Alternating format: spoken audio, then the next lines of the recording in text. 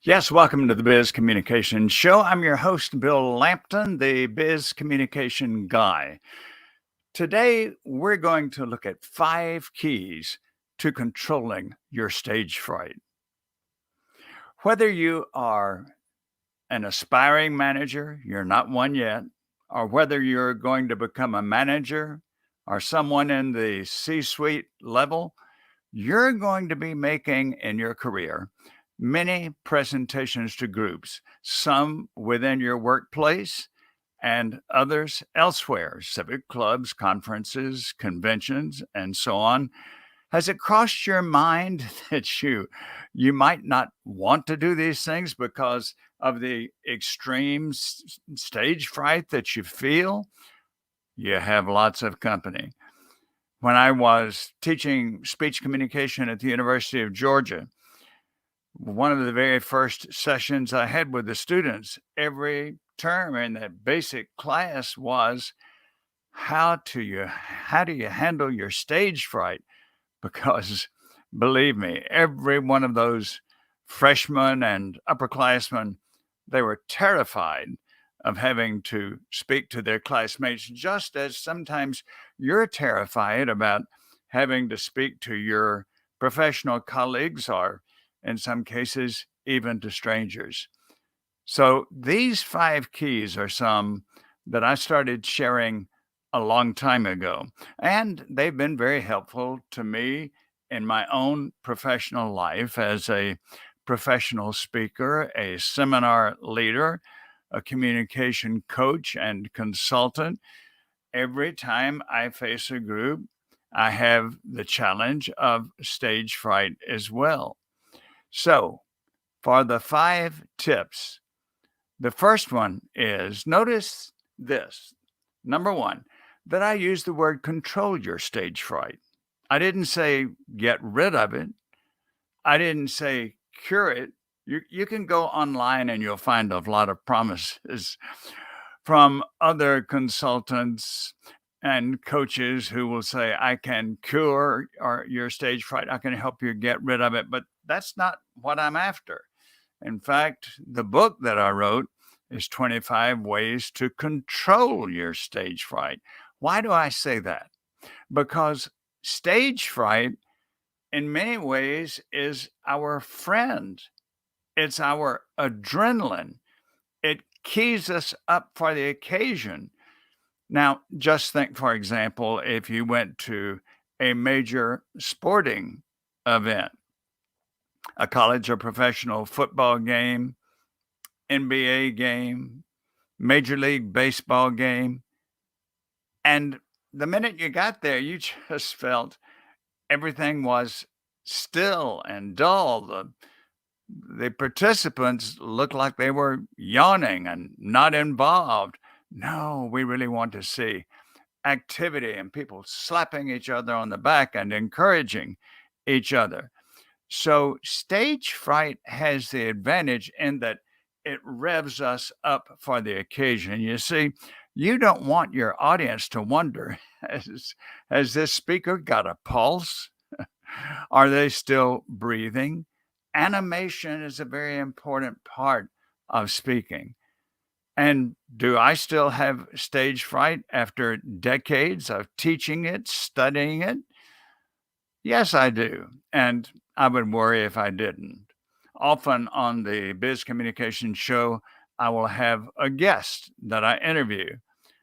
And I will go ahead and admit that there are times when I'm introducing the guest that I'm holding over here the introduction that I will read. I look down and my hand is shaking. Does that bother me? Not especially, because I know I'm really into it. I'm up for it. I'm ready for it. So, number one, don't think that getting rid of or abolishing your stage fright is the goal. It isn't. The key is to control it. And we're talking now about how to do that. So, the next key I would give, in addition to number one, you're going to control your stage fright, not try to get rid of it. So, number two, I want you to change your view about audiences. Yes, change your view about audiences. What are we afraid of when we have stage fright? We are afraid of what the audience will think of us, the impression we will make. What are they saying to each other afterwards? What will they tell other people? We are afraid of audiences. I assure you, from decades of dealing with audiences, I can assure you that audiences are not your critics, are mine. Audiences are our cheerleaders. How do you mean that, Bill? Our cheerleaders, they want us to succeed. Why? Because you have been in situations where a speaker did not succeed, and that's every bit as uncomfortable for the audience as it is for the presenter.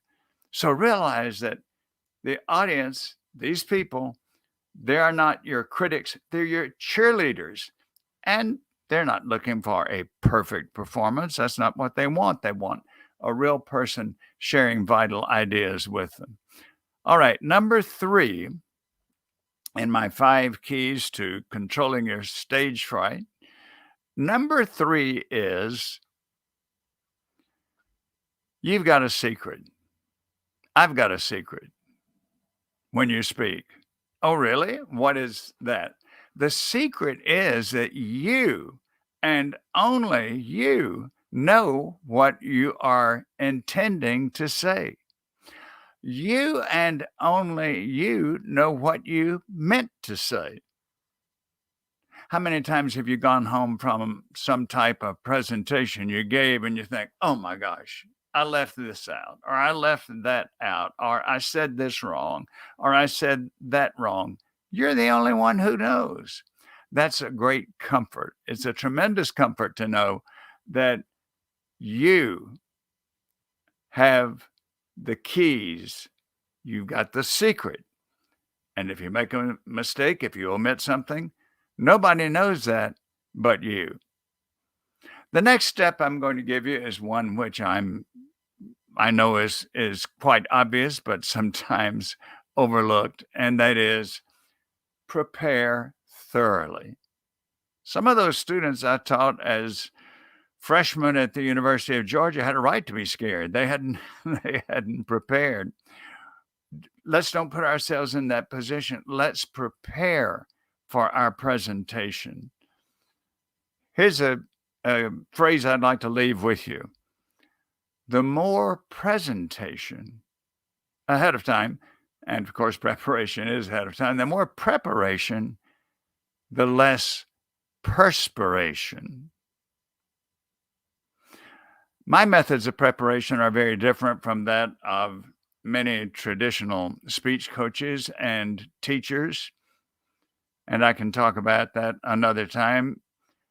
I certainly don't believe in repeated rehearsals that can make the content dull to you even before you present it, and then it'll be dull to the audience. But use moderate, sensible preparation. Know your topic, and then go in there and speak it to your audience. All right, the fifth key that I will give you is this one. Get your audience involved in the presentation. You see, monologue is just us talking the entire 20 or 30 minutes or whatever. Dialogue is when we get others participating. There are all kinds of ways that you can do this. My method as a professional speaker for many years has been that when I'm hired to be a keynote speaker at a conference or a convention, I ask the meeting planner to give me the names and the email addresses of at least 4 of their key people that I can have a conversation with ahead of time. And it's up to the person once I email them, whether our conversation is by email or by telephone. But I ask them some questions about the topic that we're going to be covering.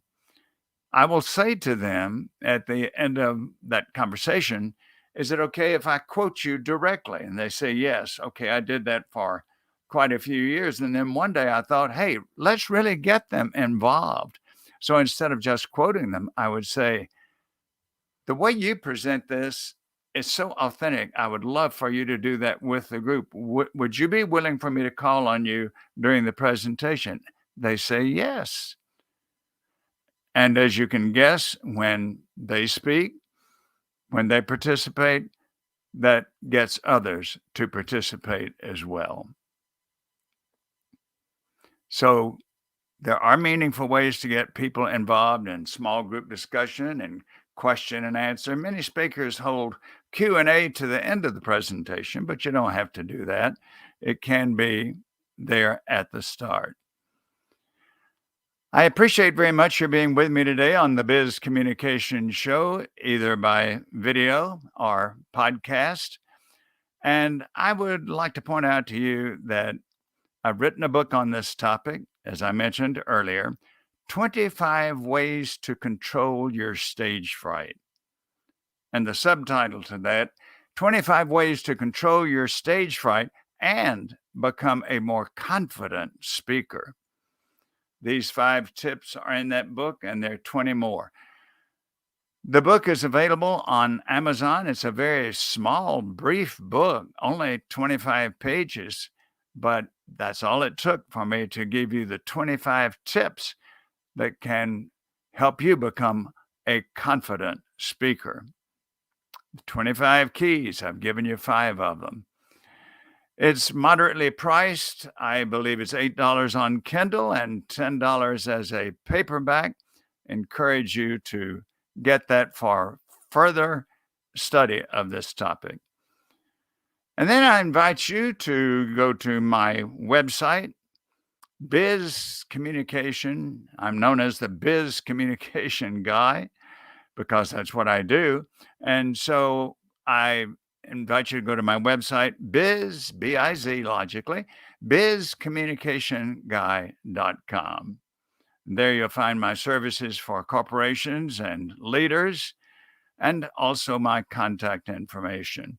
And as a part of my contact information, you'll find my phone call number, 678-316-4300. Again, 678-316-4300. I invite you to give me a call for up to a half an hour, no cost, no obligation conversation about your communication challenges and problems. And we can talk about how I can help you resolve them. Again, I'm grateful for those of you who joined me today on the Biz Communication Show.